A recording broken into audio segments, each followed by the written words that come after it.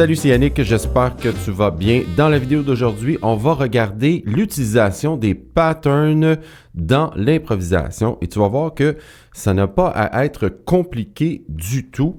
Et dernièrement, j'ai fait une vidéo avec des patterns à apprendre dans les 12 clés et j'ai pensé qu'on pourrait même utiliser ce pattern-là pour improviser sur un blues en l'occurrence. Alors, je ne sais pas si tu te souviens, là, on avait regardé ça ensemble. Si jamais tu n'as pas vu cette vidéo, que ça t'intéresse, je vais mettre le lien dans la description.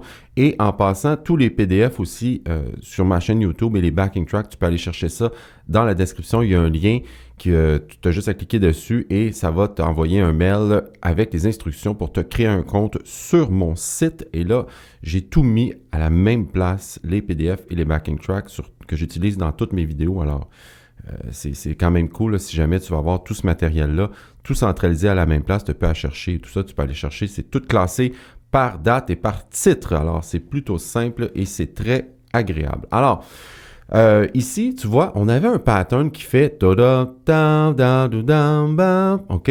Alors, c'est plutôt simple comme pattern. Et ce pattern-là, on va l'utiliser aujourd'hui pour créer des patterns sur une forme blues.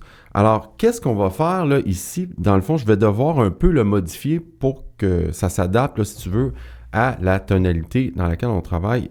Alors, pour la vidéo ici, il va y avoir deux backing tracks là, que tu peux aller chercher avec le lien que je te parlais tantôt.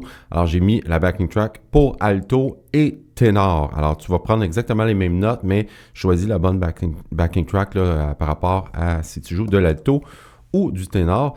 Alors, ici, on doit la modifier, comme je te disais. Qu'est-ce qu'on va faire dans le fond? On va simplement rajouter ici un petit mi bémol, OK?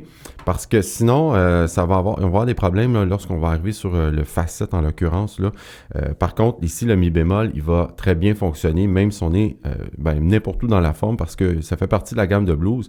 Des fois, c'est sûr que c'est pas l'idéal, ça fait pas partie de l'accord en soi, mais ça va très bien passer quand même, parce que là, l'emphase qu'on met là aujourd'hui, c'est travailler un pattern. Alors, ce pattern-là, je vais te le jouer une fois.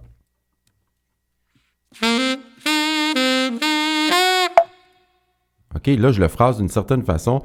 Tu pourras le phraser de la façon que tu veux. Et je parle justement dans la dernière vidéo que j'ai fait sur ces patterns-là, là, de différentes articulations et phrasés qu'on peut utiliser, entre autres, là, en l'occurrence pour cette phrase-là, mais ça peut rester aussi très personnel, là, la façon que tu veux l'interpréter.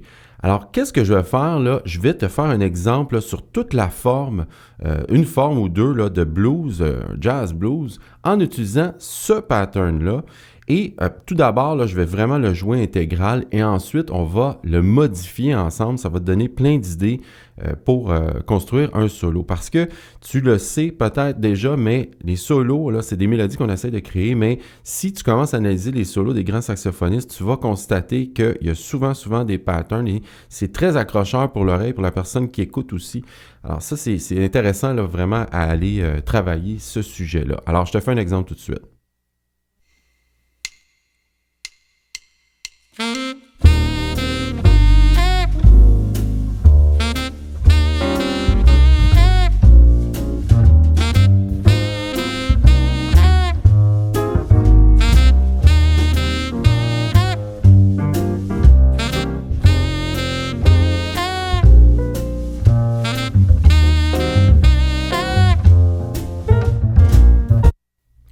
Alors là, tout de suite, tu te dis probablement, bon, c'est un peu monotone, là, OK, une fois, c'est beau, deux fois, trois fois, là, ça commence à faire après toute une forme, mais voilà comme un exercice. Tu pourrais le répéter plusieurs fois juste pour vraiment l'assimiler et te le mettre dans les doigts. Maintenant, à partir de là, c'est là que ça commence à être intéressant et c'est là que je vais te montrer d'autres trucs ici. Alors, ce pattern-là, une fois que tu l'as dans tes doigts, tu vas pouvoir commencer à le modifier puisque il est comme intégré là, dans tes doigts, dans ton cerveau. Alors, si ça, tu ne l'as pas, commence pas à aller essayer de le modifier. Il faut que ce soit vraiment fluide et facile, là, comme je viens de le faire, là, sur toute une forme, disons.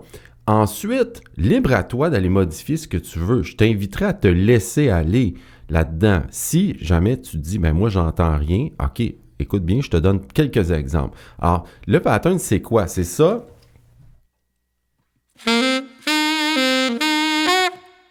Maintenant, si simplement, là, je commençais à modifier la deuxième note.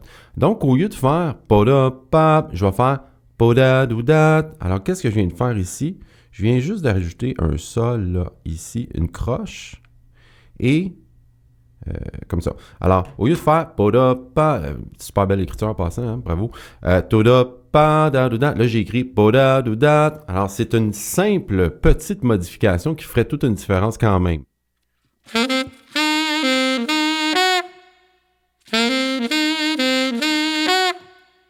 Tu vois, déjà, là, tu pourrais l'essayer avec la track de faire peut-être une fois, puis la deuxième fois, OK?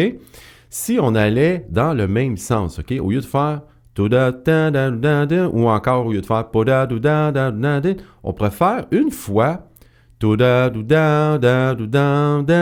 et la deuxième fois faire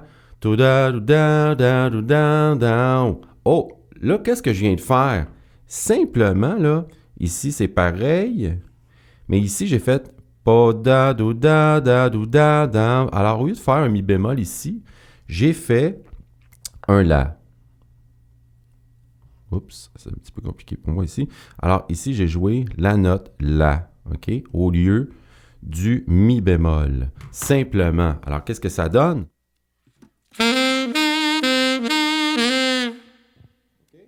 OK? Alors, ici, j'ai joué, par exemple, je n'ai pas joué ça, là. J'ai fait une noire ici et une noire ici. Donc,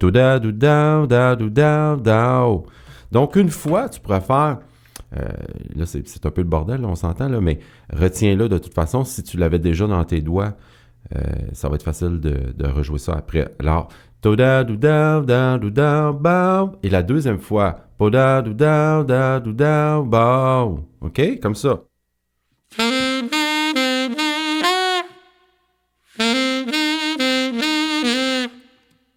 Alors, si j'essayais ça avec la track, là, j'ai trois options dans le fond. J'ai la première, j'ai la deuxième, et la troisième, OK? Après, tu peux même en enlever, en rajouter. Mais là, je vais te faire un exemple avec ces trois trucs-là, ces trois modifications-là, si on veut.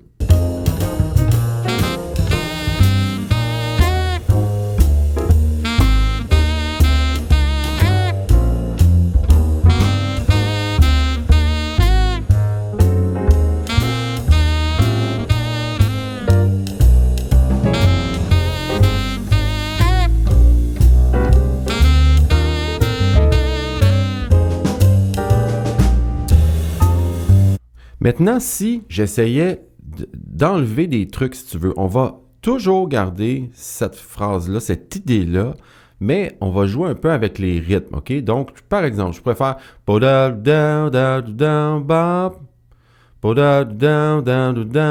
ça, c'est pareil.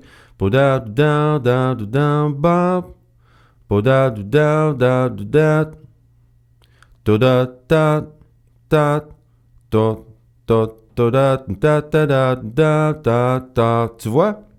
Dans le fond, c'est que là, ben, c'est ce que j'entends dans ma tête. Je pourrais essayer de le faire sur le saxophone, mais si je l'entends dans ma tête, forcément, à force d'avoir pratiqué le pattern de base, je vais pouvoir le modifier, tu vois, en enlevant simplement des notes, en changeant quelques petits rythmes par-ci par-là, mais en conservant vraiment toujours les mêmes notes. Dans le fond, sol, la, do et mi bémol, ce ne sont que ces quatre notes-là que tu as. Tu vois, c'est hyper simple, mais c'est vraiment d'essayer de faire des patterns et de conserver ça. C'est un très bon exercice, ça, pour l'impro, parce que souvent, dans l'impro, on se fait dire, ben, utilise telle mode sur tel accord, telle gamme sur tel accord. Utilise autant que possible les notes des accords, les arpèges, avec des pas synchrones et tout ça. Et là, ça te fait une espèce de cafouillis mental assez rapidement. Alors, de se limiter à ça sur une forme de blues qui est harmoniquement plutôt simple, ça fait que ça va développer beaucoup tes idées, si tu veux.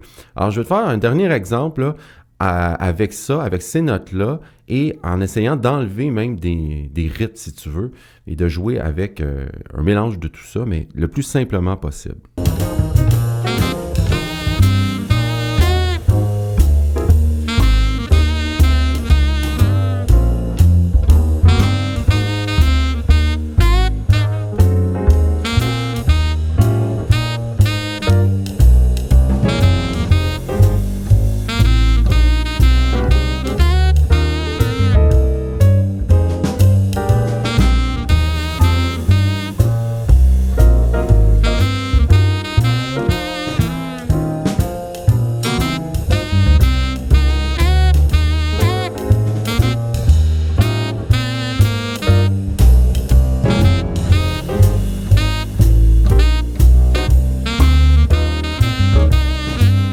Alors, tu vois, j'ai quand même, à un moment donné, essayé de complexifier un petit peu, même si ça restait très simple.